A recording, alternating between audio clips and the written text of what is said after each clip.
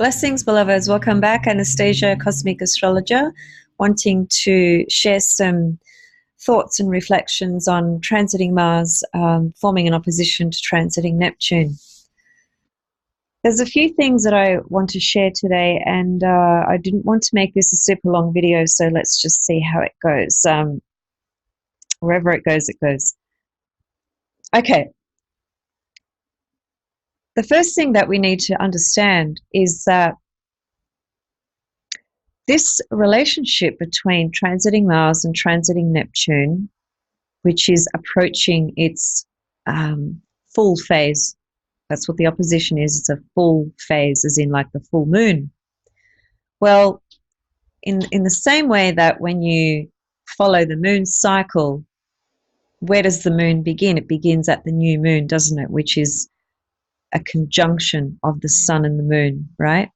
Well, Mars at some point was conjunct Neptune. The reason it's actually opposite Neptune now is because it was at some stage conjunct Neptune. So it's, the conjunction is the actual birthing experience of this particular planetary pair that we're seeing at the moment opposing each other in the heavens. It began at a conjunction point.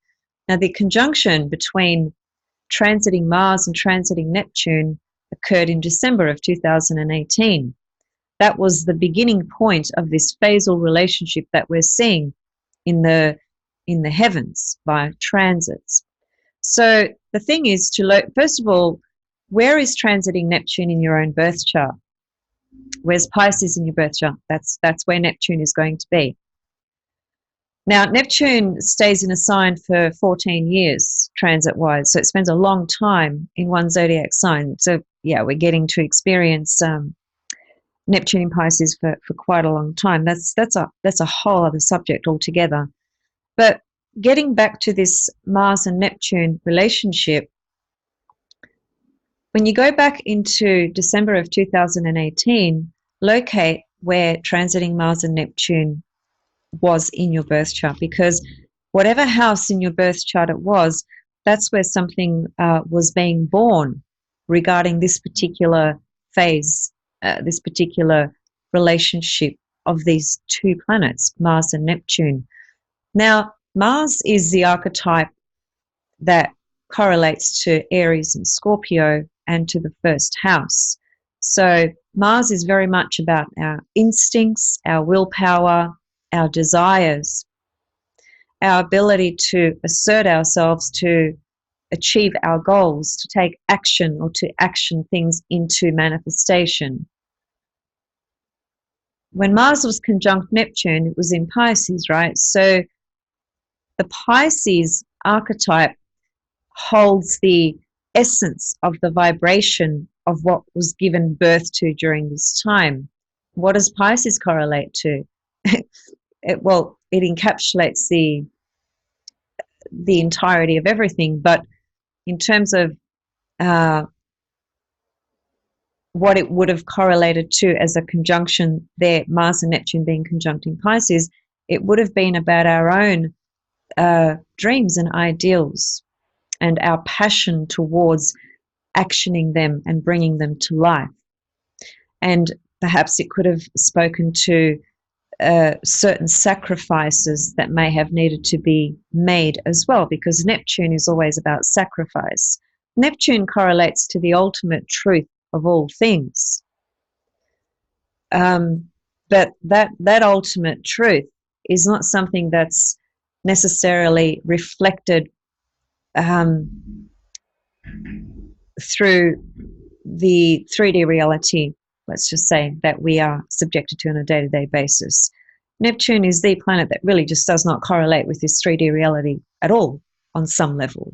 Yet on another level, the sacred, the divine is in all things all the time. But it's the ability to be able to penetrate through the veil or the veils to be able to see those higher truths, right? So that's what Neptune connects to. And as I've said before as well, when Neptune is operating at a lower, more dense level, it gets projected through glamour,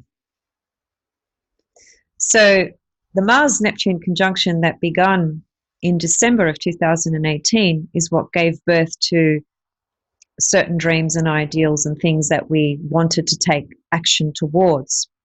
Then after that conjunction, as Mars continued to transit and to move forward, it reached a point where it got into what's called the first quarter square. Now, there are a number of other different aspects in between while Mars is doing this cycle with its relationship to Neptune. However, I'm not going to talk about all those other aspects because it will get really complicated. I just want to stick to the conjunction, the first quarter square, and the opposition. If we can just use that frame to try and help us understand what this transiting Mars and transiting Neptune correlates to and what it's bringing up for each of us individually. So the conjunction in December, the first quarter square, occurred in April of this year, 2019.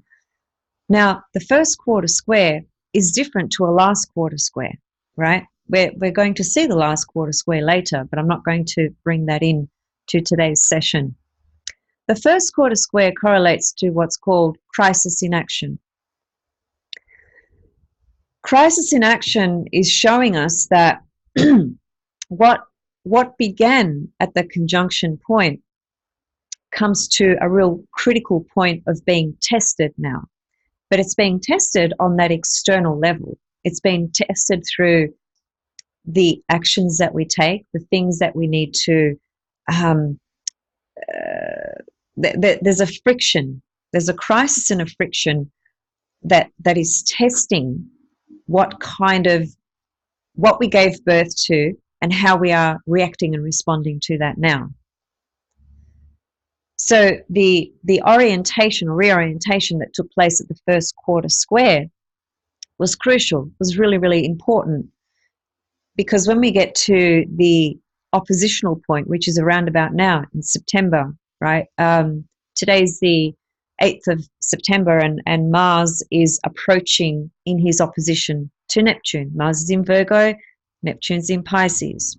So this opposition is now showing us through illumination. Remember, the full phase is like the full moon. It's Libra, which also means that we need to initiate things too. But it's showing us in a crystal clear way what it is that we gave birth to back in December regarding Mars and Neptune. What our ideals and dreams and what passion and action we invested towards that. And then, as I said, at the first quarter square, we experienced the crisis, the critical point of what's working, what's not working. How do I navigate my way through this? What do I need to change? And it's stressful. It's not an easy experience. So now at the opposition full phase point, we're actually seeing the fruit of what we planted. We're seeing the result of what we've created. There's there is a need to stand in a position to be able to create balance through this experience, through what we're seeing, because even though we are seeing the illumination of what's occurred through this process, which started in December, the last part of this phase, which will happen later, is going to be another reorientation period, but from an internal level. So it's going to be our own personal, mental orientation towards what's being born, what's being created, right? Which began in December. Now, hopefully that's clear. The last part that I'm talking about is called the last quarter square, and that's crisis in illumination, right? It's got to do with an internal crisis process that takes place. The first quarter square is the crisis that took us out into the world, if you like, in terms of what actions we chose regarding what we gave birth to in December with this Mars-Neptune aspect. And the last quarter square is going to show us what internal releasing and letting go of. Anyway, I might do a video on that later, so I don't want to focus too much on that, because I really just want to bring our attention to the present, which is the opposition. But to understand the present, we must actually go back and see where this relationship actually started. And it started at the conjunction, like I said. Now, it's interesting, Neptune is in Pisces, so the conjunction started in Pisces, which is an interesting archetype because in a lot of ways it does reflect endings and closure, completion of things, letting go, dissolving, having faith. And now in Virgo, Mars is in Virgo, so we're standing in a very different position to where we were when Mars was conjunct Neptune back in December. Now we're standing in a position that takes us into the absolute reality of our life, pertaining to the actions that we have actioned in towards whatever it is we started. And in Virgo, we're at a real sort of crisis point as well, because Virgo literally symbolizes crisis. It's the archetype that correlates to the in conjunct aspect, which is 150 degrees, because Virgo is 150 degrees away from Aries, from the ascendant in the natural order of the zodiac. So there's an instant inherent component to the archetype of Virgo that correlates to this process of inner analysis that we go through. Now, what's this inner analysis about? It's about checking things out very realistically, very honestly, looking at our flaws, looking at our imperfections. Now, the negative side of Virgo can be very, critical and judgmental. Now, being critical is not necessarily a negative thing. That can be an absolutely positive thing, because that can lead to further improvement on oneself, right? So what are we doing here with this Mars in Virgo? We're actually looking at our own self. We're looking at our own actions. We're looking at what we gave birth to back in December.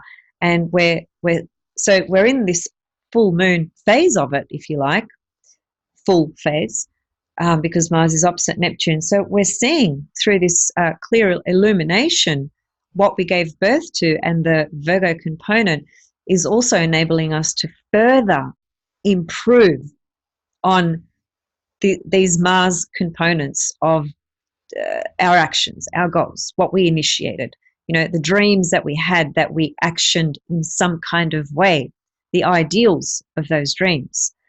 Virgo learns about its nature of reality through crisis. That's how it understands itself.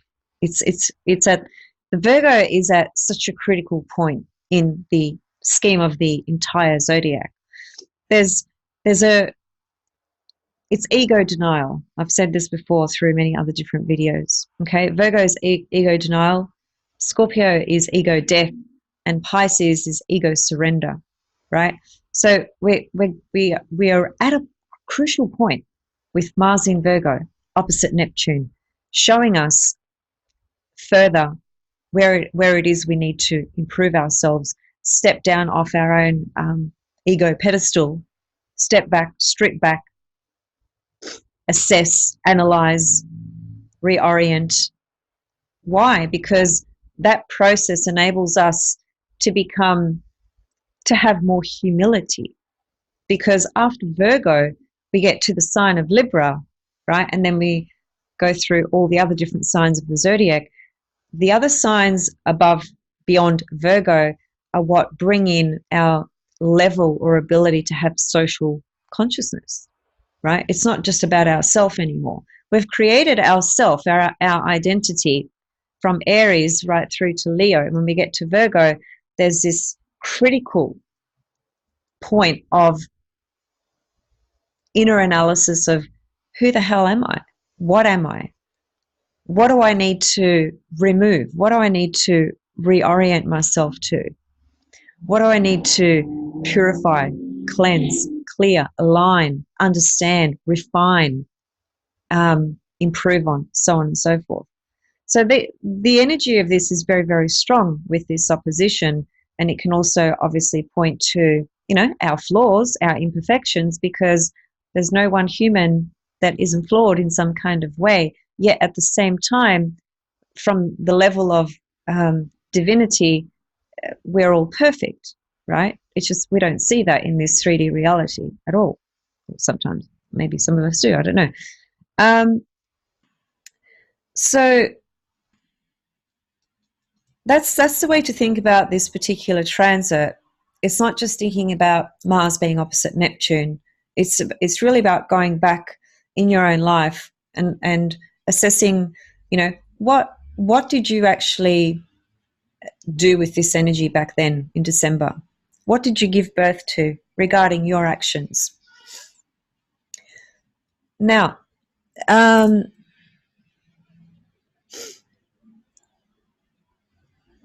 other thing about the conjunction point of this particular aspect, which occurred in December, a conjunction acts in a very instinctual way. And Mars is a very instinctual planet as well. So it's highly possible that you don't have a clear conscious perception or memory or awareness of what you began back in December, or you may, because you may have been purposely, consciously working with this vibration. But at the end of the day, it's a conjunction is something that instigates our instinct into action, right? It's in other words, there's no thought process with it. It just acts out of instinct. That's the nature of Mars, and that's the nature of the conjunction as well. So it's a very instinctual vibration. Okay. As I said, locate where transiting Neptune is in your birth chart, and then you will locate where this opposition will be with Mars. And the cycle of whatever this means for you, what it's brought up for you, began where transiting Neptune is. And when we look at the opposition in terms of where it's happening now, then you're going to draw in the Virgo Pisces houses, that polarity, those two signs can figure into what this phase is showing you, the relationship of these two planets, where it's coming up in full bloom for you to actually now see where you've arrived with what you started back in December. The other thing about MarsNeptune is in the wrong hands, MarsNeptune can be a very deadly combination, if I'm going to be honest. That can be said even in traditional astrology, because look, at a very simple, basic level, MarsNeptune, when it's operating from an unconscious, and I'll leave it at that, an unconscious level, MarsNeptune is deceptive action, right? Because the Neptune comes in through the glamorous side of things as opposed to truth. And MarsNeptune, that energy, that vibration at an unconscious level, is someone acting in a very dishonest way. That's another thing to kind of consider, I suppose, whether it's somebody you're dealing with at the moment in your own life. That could be in relationships, because Mars also does speak to our experiences in relationships. And it also speaks to simply our own actions, our own desires. Now, Mars and Neptune also correlates to ray number 6 in esoteric astrology. And ray number 6 at the highest level is devotion and idealism in the most pure form, which brings through love and wisdom and inclusion. It's a very, very powerful ray. But what seems to happen with ray number 6 when it's operating at the personality level specifically, because its correlation is to idealism and devotion, sacrifice. That's Neptune. Mars, when you think about Mars, remember that Mars is the archetype, the god of war, anger, violence. So ray number 6 correlating to MarsNeptune is, and I've given this example before, is the vibration when it's operating at that personality unconscious level is the fanatical religious type that have a belief that it is okay to kill in the name of God, right? Unfortunately, that is the low manifestation of esoteric number 6. Because one of the things about ray 6 is that it has a single pointed vision perspective. It's very it's just focused in this one stream of seeing or perceiving, if you like. And therefore, when you put that characteristic into a person who's operating from that personality level and is emanating from this ray 6 vibration, then it's understandable that they would only be able to perceive and see what they believe is true, right? So if I believe that by killing these people on this part of the earth, I'm actually doing what God wants me to do, as insane as that is a perception that certain people hold. Now that perception, that action, is a Mars-Neptune ray 6 action. That's the point I'm trying to make. So in terms of collectively, and I don't want to say this, I was humming and hawing as to whether I should, but at the end of the day, I'm pretty realistic and pretty objective when I discuss things. So I'm not just, I don't like to fluff things over. I like to be very aware of the duality that exists around us everywhere, which brings in the dark and the light. So what I'm getting at is that this transit of Mars opposite Neptune on a collective level could bring up some of these sorts of events, and it wouldn't surprise me if it did. In fact, I'd be surprised if it didn't. And I hope what I'm saying is wrong. I really do. And it's not that what I'm saying is wrong, but I hope that it doesn't manifest, I guess is a better way to put it. So given that, when it comes to this transit with Mars and Neptune, I guess it's really about looking at our own desires from the level of how can our own personal desires expand for a purpose that is for greater good, that benefits all, as opposed to just our own selfish desires. Now, Mars in Virgo doesn't have a tendency to be selfish, because Mars in Virgo is looking to basically help everyone out. It's about, what can I do for you? How can I fix this for you?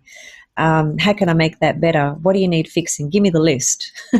And a lot of that has to do with the fact that because Virgo is such a complex sign, and is constantly analyzing itself in order to improve itself, it has this experience of needing to be really busy on that practical kind of level, doing things for everyone, because it's a way of filling the void of a sense of an emptiness that Virgo can actually feel.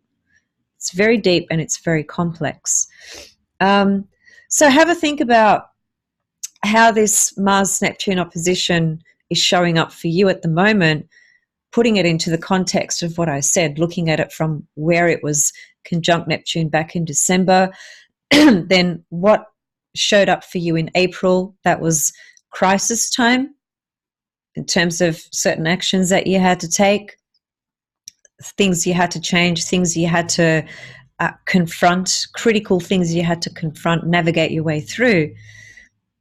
So the things that you chose to do during the first quarter square, what you adjusted and faced, you're now going to see the result of that during this oppositional point of Mars and Neptune.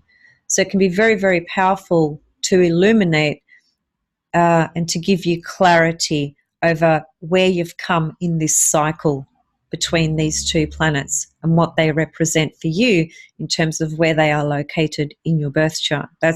You've always got to correlate it back to your birth chart, right? To get a more personalized, specific understanding of how this energy is speaking to you in your life at this given time.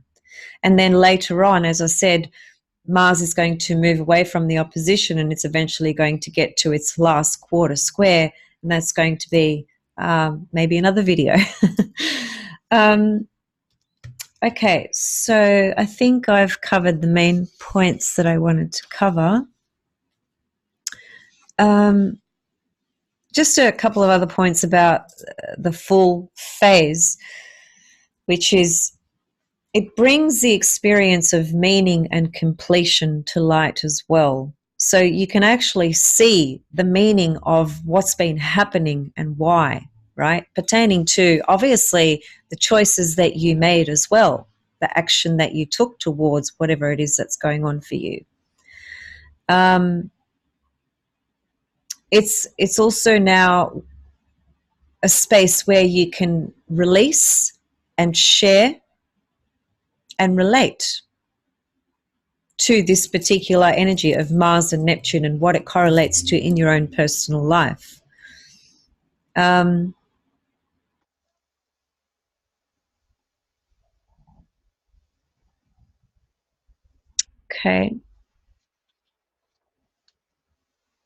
I've got a really sore back today, so I've got this heat bottle just behind me, just as a side note.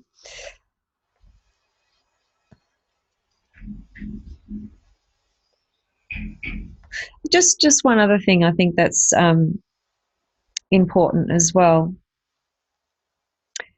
From an esoteric level, the Mars-Neptune race 6 vibration is ultimately about the urge to transform selfish and personal motivation, Mars, into selfless, Neptune, impersonal devotion, Neptune, for the good of all, to bring inclusion for the greatest expression of love and wisdom. I just wanted to read that out, even though I touched on that point briefly earlier. And the other thing, finally, that I just want to leave you guys with is, remember, when you're looking at this Mars-Neptune opposition, you're not only looking at the planets, but you're also looking at the signs, Pisces and Virgo, which is a polarity that's hugely emphasized in the heavens at the moment with all these planets in Virgo, right? So Virgo ultimately has to learn to discriminate. That's Virgo, discriminating between what's real and what's illusion. That's what it's trying to do. And the way to do that, Virgo needs to embrace the qualities or the archetype of Pisces. And vice versa, Pisces needs to embrace Virgo as well, because Pisces on its own, on this 3D earth plane, can live in a bubble, can live in a dream world, right? And just be totally disassociated with reality. This is where Virgo is very useful, because it can come in and it can actually point to what reality is, what your reality is at least, right? Because everyone's reality is different. So these are very strong points in this opposition as well between Mars and Neptune. It's about discriminating, analyzing, looking at what has been given birth to from back in December regarding your goals and how you've actualized them, and what has now blossomed before your very eyes, and seeing the entirety of that, right? And through the Virgo Pisces polarity, identifying what's real and what's illusory, what's actually really going to work for you and what isn't. What do you need to disregard? In addition to that, on a higher level, it's also about allowing higher truths to come in.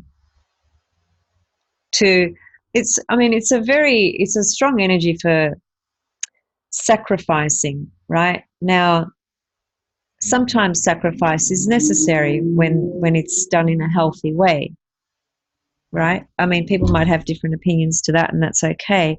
But the experience of sacrifice is very real, and it comes through the planet Neptune. You know, so a simple example, you've got an evening or an afternoon planned, and your child unexpectedly falls ill. So what do? You sacrifice, generally speaking, most people would, I think, sacrifice their social plans to tend to the needs of their child. That's a form of sacrifice, isn't it? So sacrifice exists in a myriad of ways. Okay, anyway, I'll leave it there, and feel free to pop any questions or comments below this video if you'd like to, or if anything wasn't clear. And